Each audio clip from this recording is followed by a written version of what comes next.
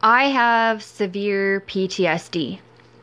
I have survived many things in my life, some of which include witnessing a plane crash in Cultus Lake, being raped, being molested as a child, being attacked in my own home by ex-boyfriends, being hit over the head and robbed at an office that I worked at, surviving 2 miscarriages, one of which was so severe it was like over a week long and put me in the hospital twice, resulting in surgery to finish that process. I don't know what else. I've survived a lot of things that most people only survive, 1 or 2 things in their lifetime, and I just seem to, as they say, live under the dark rain cloud, and things just happen to me.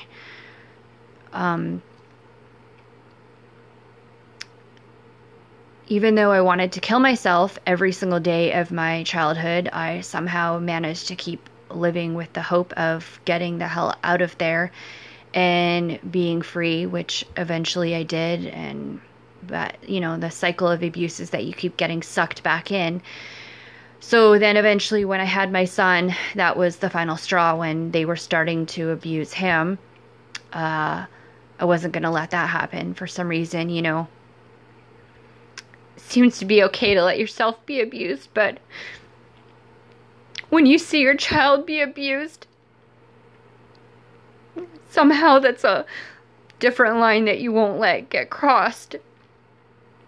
Even though everybody should love themselves enough to get out of abuse on their own for their own self. There's, that sick, twisted instinct in you that always believes that your parents should love you. And so I guess that's probably what always kept sucking me in, even though I wouldn't speak to them for years. You just always think, oh, maybe they've learned their lesson. I haven't talked to them for a few years. Maybe they got the point. Maybe they'll be nicer this time. And then you get sucked back in and it starts all over again. I mean, it's just the same thing as women who get sucked back into the boyfriends who keep promising that they won't hit them again. So, when I had Austin, I finally drew that line, and I took him when he was a few months old and moved into a safe house in North Vancouver. And we were there for 2 months, and then we got our own place and eventually got into BC housing, which took us to move to Cranbrook so we could start our own new life free from fear and without having to be stalked by these monsters, because they were stalking us all over the Lower Mainland. But some fucked up social worker told these monsters that we were in Cranbrook, and so they bought a brand new SUV and started following us up there and stalked my son's daycare and the social worker office and made that social worker afraid of them, afraid of these monsters, Alice and Frank Sellers. And so yeah, it doesn't really matter that I started this whole new life, went back to college and tried to protect my child from this life of abuse and tried to get over things. I still would wake up with screaming night terrors, and my son would hear me, because there's no way you can hide that. Like anybody I've lived with in my lifetime or even just stayed at their house, people hear me screaming in my sleep and they ask why.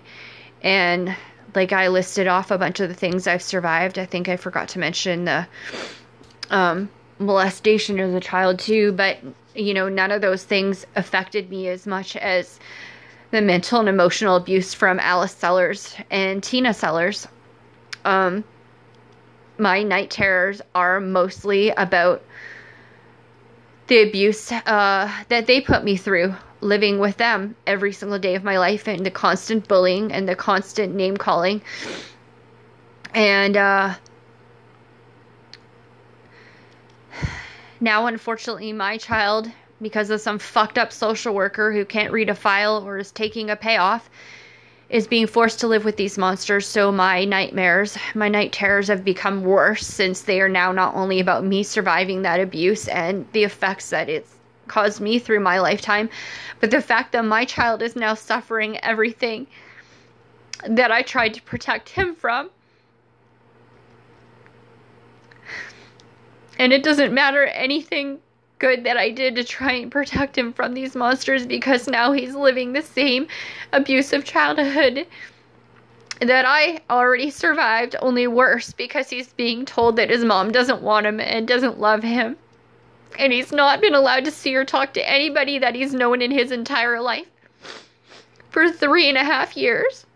So these monsters are just lying to him and telling him whatever the fuck they want. And I heard some of the horrible things they told him when he was 2 before I cut them off. Alice would tell him that I don't love him and call him retarded and do all the same horrible things that she did to me my entire childhood. And as I said, I survived molestation from them.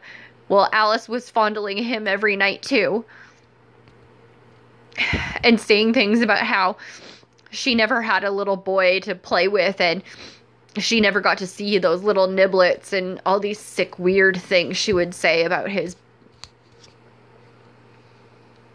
little baby boy parts. Now my child is suffering, and all the people who have the power to save him from this mental and emotional abuse that I suffer in every day are doing nothing to help him. So now I even have the faces of these fucked up social workers in my night terrors. Like, my night terrors are so bad, I literally sleep 1 or 2 hours a night and wake up screaming. And the only way I wake up from this abuse in my dreams is when I finally have Alice pinned down to the point where, like, I'm killing her, like, where she's, like, about to die. Like, I never actually kill her in my dream, but it's, like, the last one was where I had her over a countertop and her neck pinned off the side, like I was gonna snap her neck off the side of a countertop. And, like, you know, it's, like, once then I know that she's subdued and she's, like, I have the power to kill her, then that's when I wake up. It's, like, when I finally feel like I can be free and get away from her. And then I wake up to the horror of the fact that I'm still living in fear of this psychotic bitch who's abused me my entire life and is now abusing my child.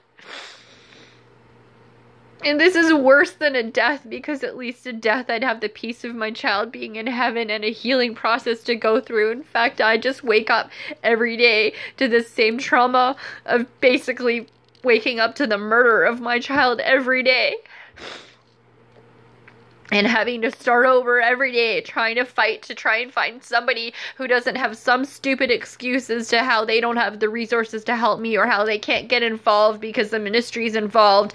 I've gone to every single level of government. You know, not one single level of government will get involved with the ministry. These motherfuckers have so much power that nobody does anything to stop them. And that's why there's so many horror cases on the internet. Because they have too much power. And when you report an abusive social worker, there is no investigation. It's like a cop investigating a dirty cop. They just cover it up. It's just their inside own sources that investigate themselves. So there's no recourse and no action. There's nobody anywhere. Even the representative of children and youth that's supposed to be the watchdog of the ministry does nothing. Their definition of an investigation is to talk to the social worker themselves and ask them. They don't talk to anybody else to find out the truth about anything. So you're talking to the perpetrator of the crime, expecting them to confess their crimes and calling that an investigation. How is any of this justice? How is any of this fair for my child or any other child that's being abused? in this system that they call a foster child system, foster care system. They don't follow any of their rules or any of their mandates about helping families or putting families back together. They've systematically destroyed my family and taken every resource away from me. Every single thing that they're supposed to be helping me with, they just flat out refuse to help me with, including a bus pass. They won't even give me that. Like, they have taken everything away from me because they don't want any way for me to have any help or any fight against them, because they don't want the truth to come out about how abusive they are and how they're just taking payoffs to keep my child in an abusive environment, and they just keep pretending that he's doing well because he lives in one of the richest neighborhoods in Canada. That doesn't mean that they're not abusive monsters in that house. As I say, if they want to somehow think that there's something wrong with me, which is not true, all the doctor's reports say my son should be home with me, but if they want to keep pretending that I'm unfit to be a mom, then why would they put my child with the monsters who created me? How does that make sense? If I'm such a bad person, then why would you go stick my child with the people who made me the bad person?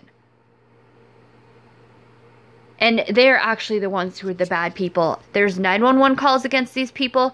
There's mountains of evidence against these people, which the social workers have all seen it.